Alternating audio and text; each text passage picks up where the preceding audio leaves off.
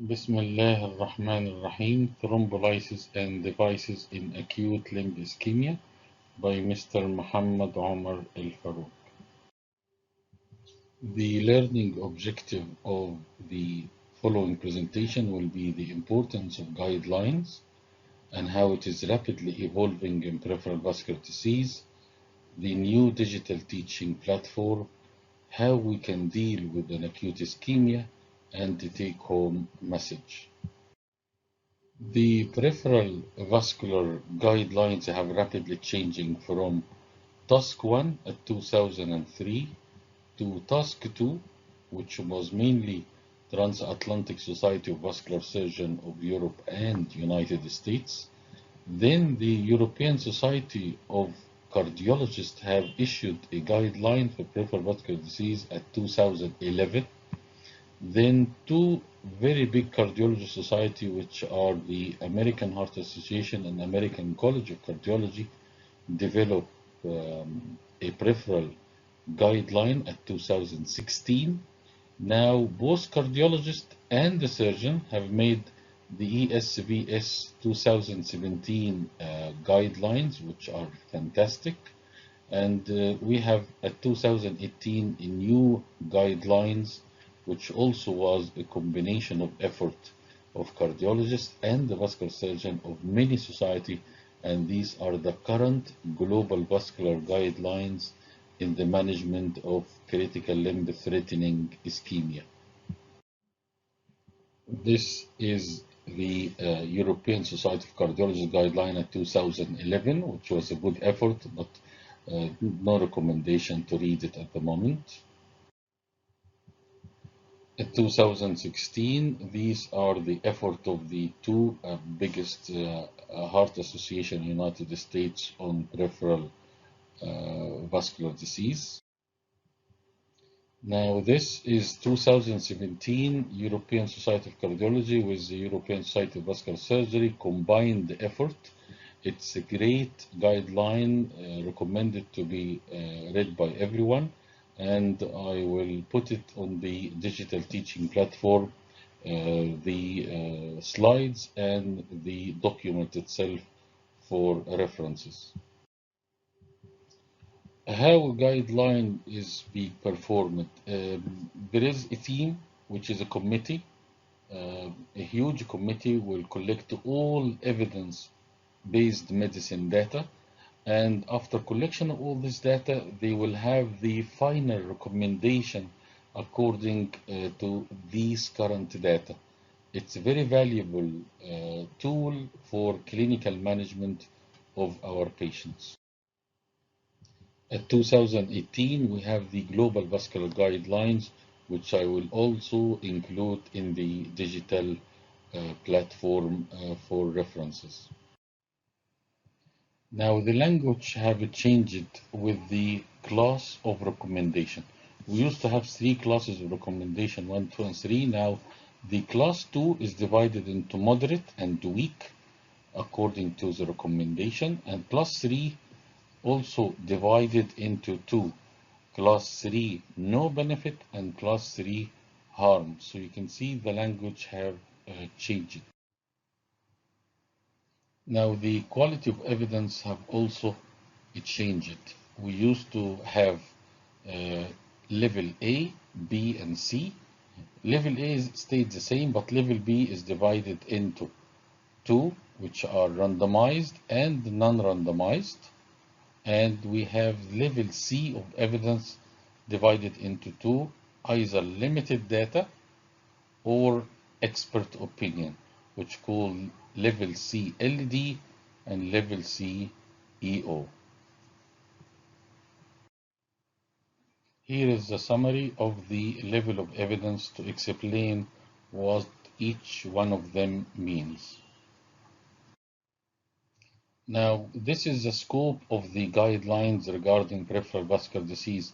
You can see it did not speak about the aortic aneurysm. So there is no guidelines from the European Society of Cardiology in this regard, but there are guidelines from the European Society of Vascular Surgery.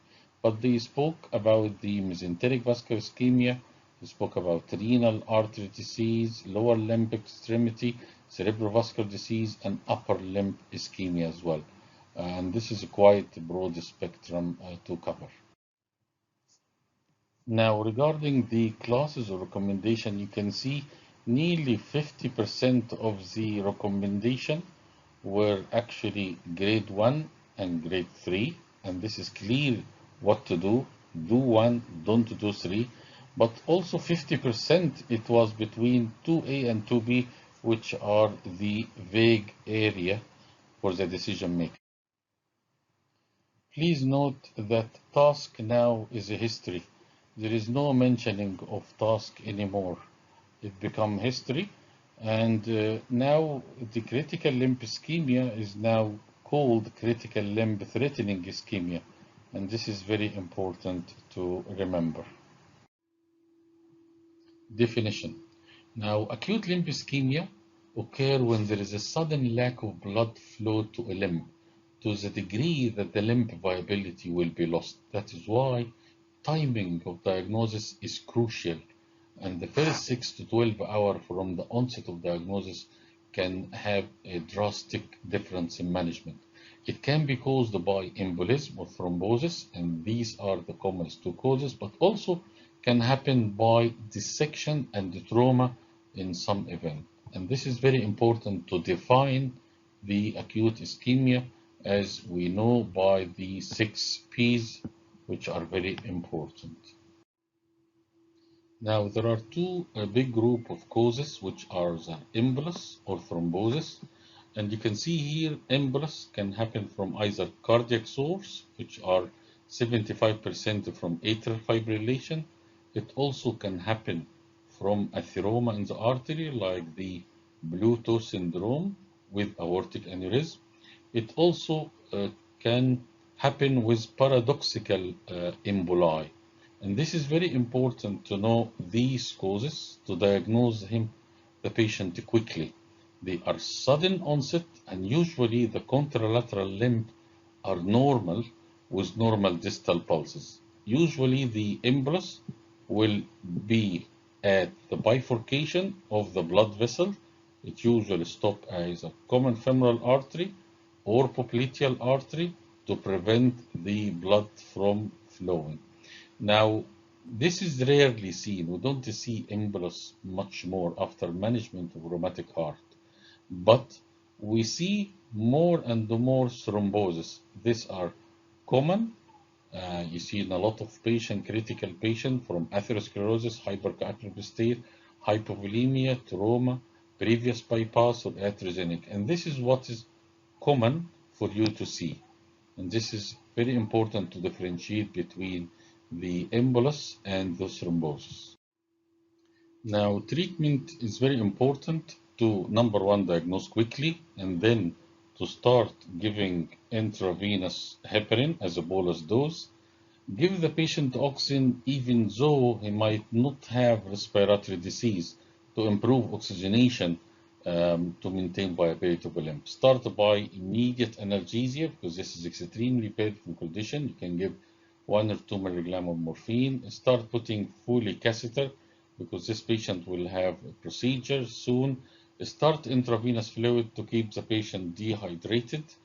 And I would use intravenous prostaglandin E2, one of the very strong prostaglandin, which is a very strong vasodilator, but this is not in the recommendation or in the guidelines. This is just from personal experience. And then you plan for an urgency duplex followed by CT angiogram. You need to have a unit which have 24-hour service of duplex and CT angiogram. This patient cannot wait for the next day. Now, in this slide, I've put the management regarding the endovascular treatment. And this is by Sage Open Medicine 2013, which I think is still valid up till now. You need to have an angiographic evaluation of an inflow and outflow.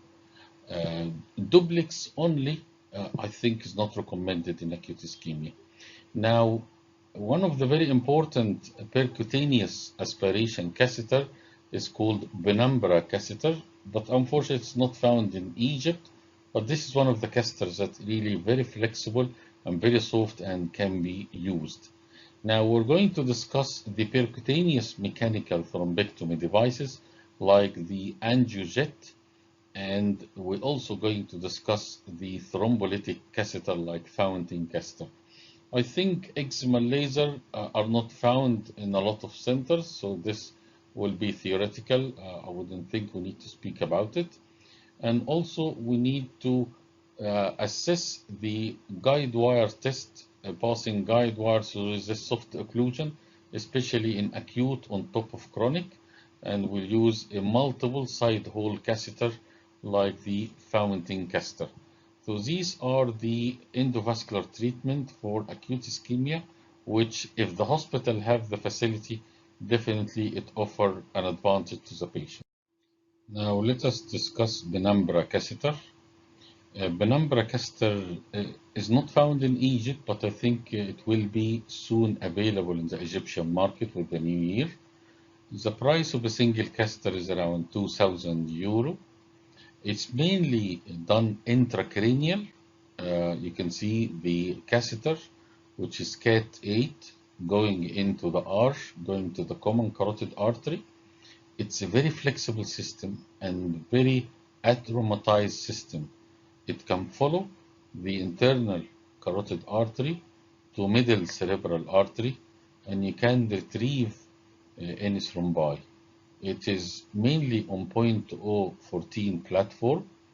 In many places, it has been used in arteries and in veins of the lower limb, and also used in coronary circulation. I will leave you with this demo to show how flexible it is.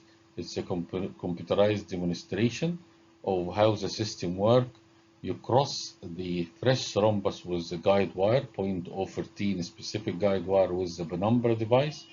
Then you put the device at the proximal end of the thrombus, and then you connect it to the aspiration tube, and then you start suction. This is very, very soft suction pump, and it has have FDA approval to be used intracranial and in lower limb arteries and lower limb veins. And this is the demonstration of how the technique works and how it takes the thrombus out. And after the thrombus is being retrieved into the tubing, then you will restore the blood flow. And it's an ideal for intracerebral circulation.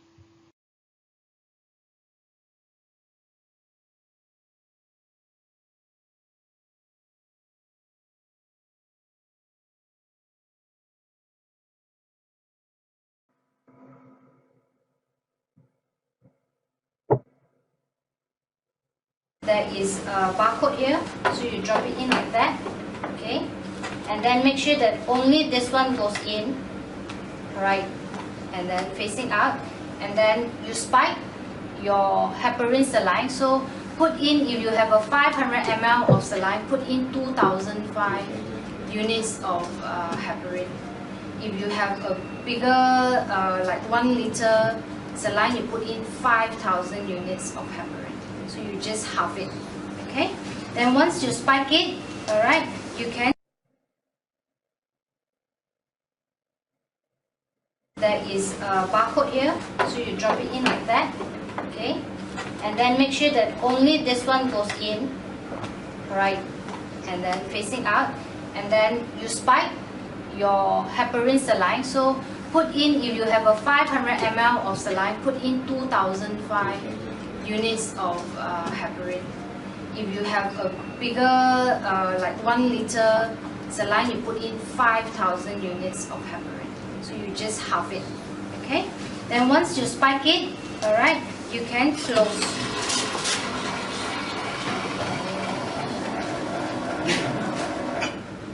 Okay. So it will automatically yes. remove everything. Yes, because there's a bubble detector and also a pressure detector inside. So not to worry if you see any bubbles here. So you don't have to put in syringe or everything. No need. You need to prime it now. So now once your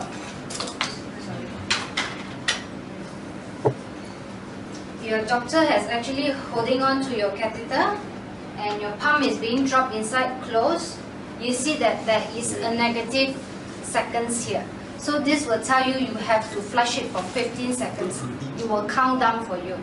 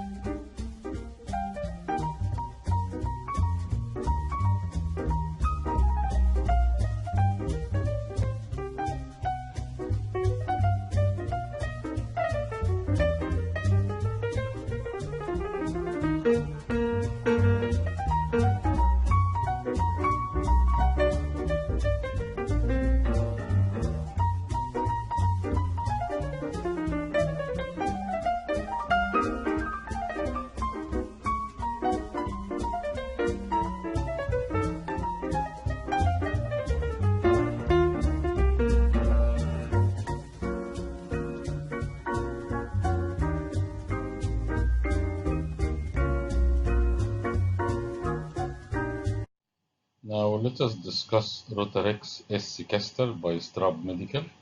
It's a very common catheter used in Europe for peripheral arterial and venous intervention. It's found in Egypt of the price of 30,000 Egyptian pound. You can see here a demonstration of how the catheter works on a demo.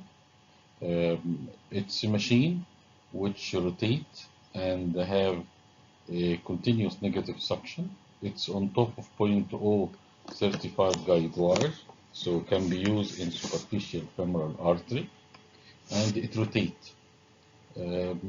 You always worry when you have a patient with previous stenting that this machine might damage part of the stent. So be very, very careful when you are doing this case for an occluded SFA with stenting. You can see it have a continuous suction. It starts suction proximal to distal, so the distal will act like embolization plug to prevent the distal embolization. And then when you hear the machine, suddenly there is a change of voice which will show that you have cross occlusion, and the movement of the caster will dramatically change, and you will have a continuous suction of blood. This is where you need to stop the machine and to have assessment with an angiogram.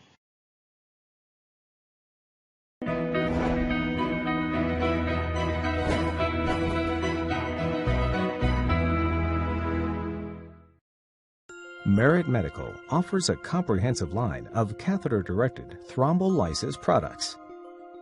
An exceptional benefit derived from the fountain infusion catheter is its ability to deliver thrombolytic agents and attack the entire clot uniformly, with high-pressure jets of lytic agents as compared to current competitive catheters.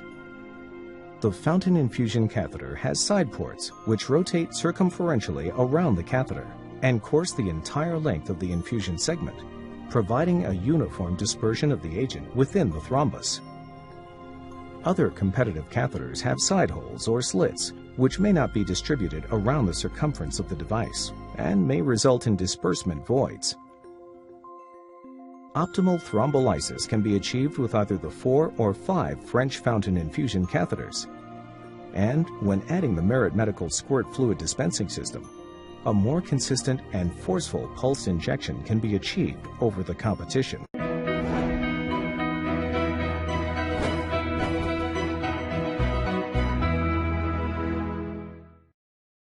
Merit Medical offers a comprehensive line of catheter-directed thrombolysis products. An exceptional benefit derived from the fountain infusion catheter is its ability to deliver thrombolytic agents and attack the entire clot uniformly, with high-pressure jets of lytic agents as compared to current competitive catheters. The fountain infusion catheter has side ports which rotate circumferentially around the catheter and course the entire length of the infusion segment, providing a uniform dispersion of the agent within the thrombus.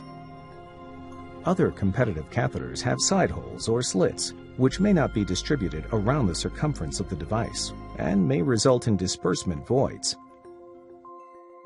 Optimal thrombolysis can be achieved with either the 4 or 5 French fountain infusion catheters. And when adding the Merit Medical squirt fluid dispensing system, a more consistent and forceful pulse injection can be achieved over the competition. Both foreign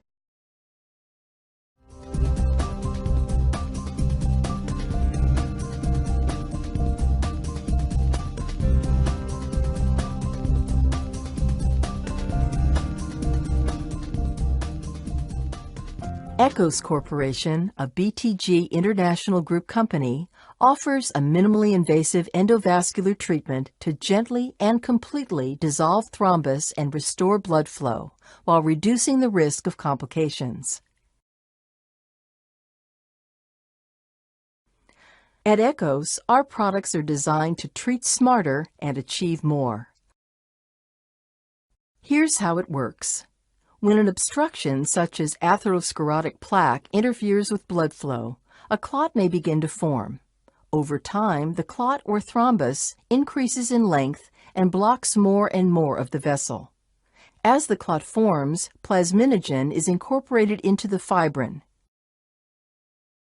In order to dissolve the clot, lytic agents must reach the receptor sites on the plasminogen. The echosonic endovascular system facilitates this process. It simultaneously delivers both the lytic drug and ultrasound energy to the clot. Together, they quickly dissolve the clot and restore blood flow, without causing hemolysis or vessel and valve damage. Advance the echosonic infusion catheter over the guide wire and across the treatment site. Note that radiopaque marker bands at each end enhance catheter visibility. Remove the guide wire and the infusion catheter is ready to receive the ultrasonic core. Gently insert the ultrasonic core within the treatment zone of the infusion catheter until the luer fittings can be locked. The echosonic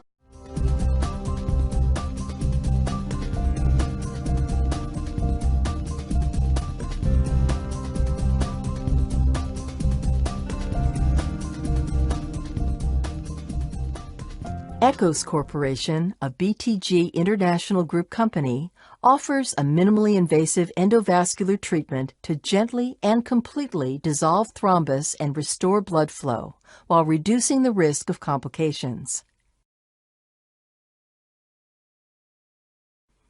At Echos, our products are designed to treat smarter and achieve more. Here's how it works. When an obstruction such as atherosclerotic plaque interferes with blood flow, a clot may begin to form. Over time, the clot or thrombus increases in length and blocks more and more of the vessel. As the clot forms, plasminogen is incorporated into the fibrin. In order to dissolve the clot, lytic agents must reach the receptor sites on the plasminogen. The echosonic endovascular system facilitates this process. It simultaneously delivers both the lytic drug and ultrasound energy to the clot. Together, they quickly dissolve the clot and restore blood flow, without causing hemolysis or vessel and valve damage. Advance the echosonic infusion catheter over the guide wire and across the treatment site. Note that radiopaque marker bands at each end enhance catheter visibility. Remove the guide wire and the infusion catheter is ready to receive the ultrasonic core. Gently insert the ultrasonic core within the treatment zone of the infusion catheter until the luer fittings can be locked. The echosonic endovascular system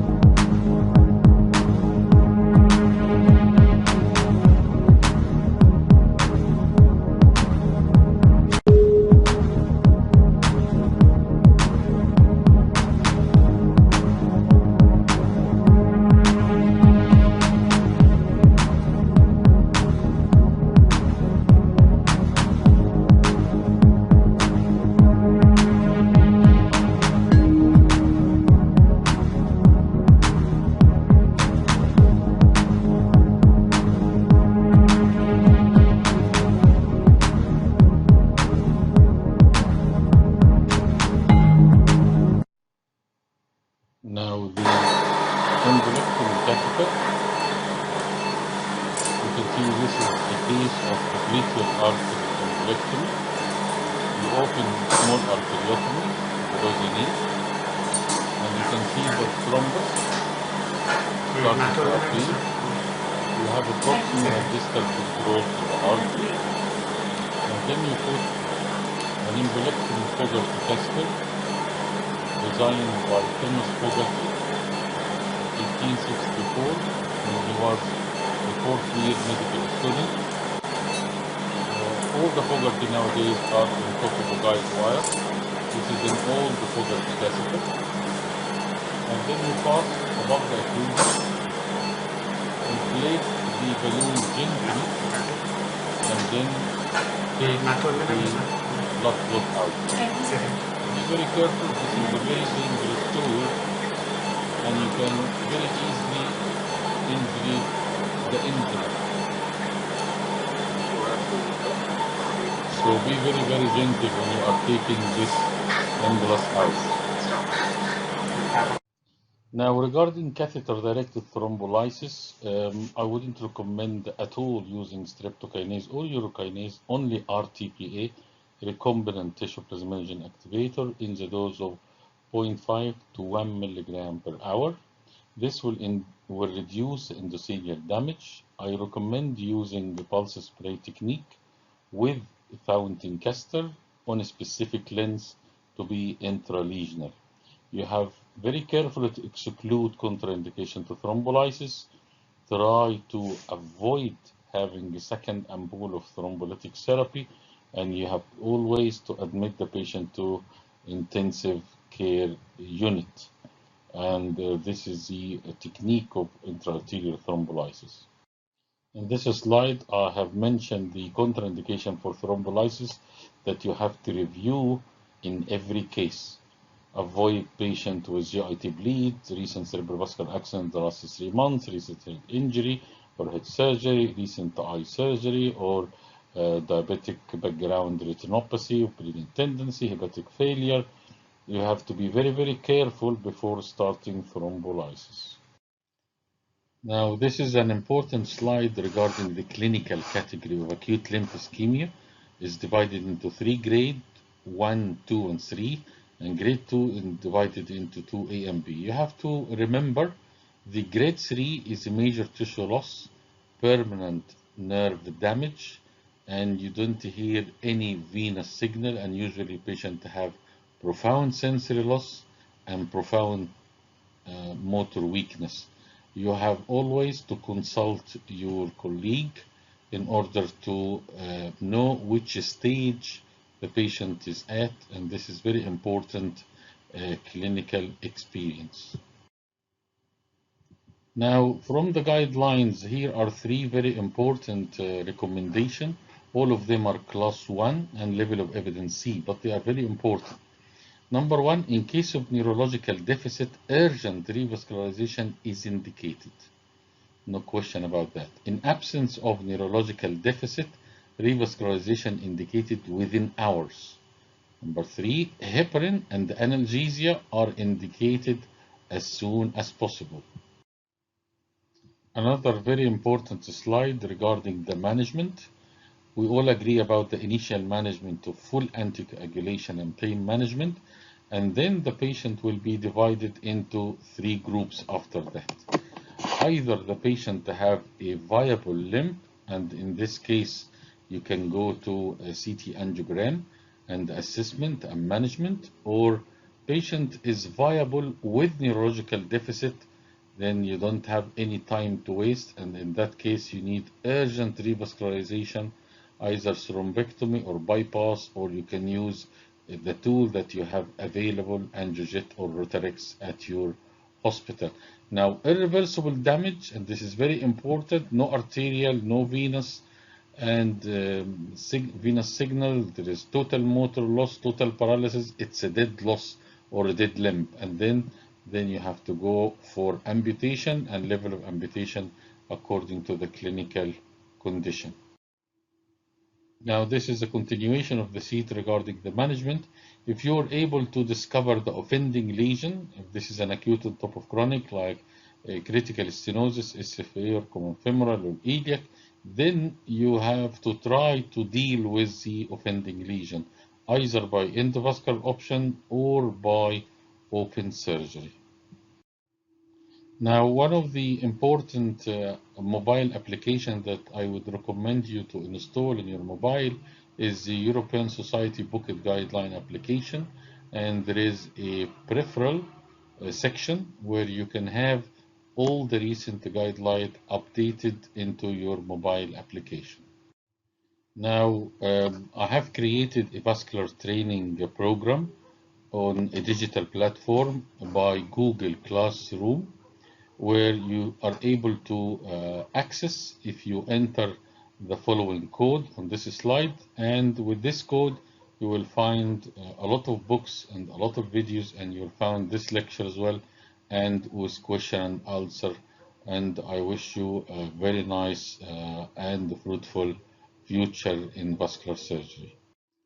So to conclude, my conclusion that not every hospital should be accepting acute limb ischemia. There is prerequisition, 24-hour CT angiogram, 24-hour team, and 24-hour duplex scan with the facility to manage these cases.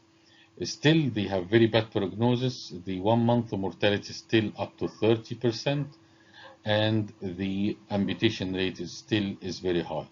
New technology definitely will keep changing, but the important question is which facility or which instrument and tool that my unit should have at this scenario. That is why I've put the platform of the multiple tools available and my recommendation which one is better.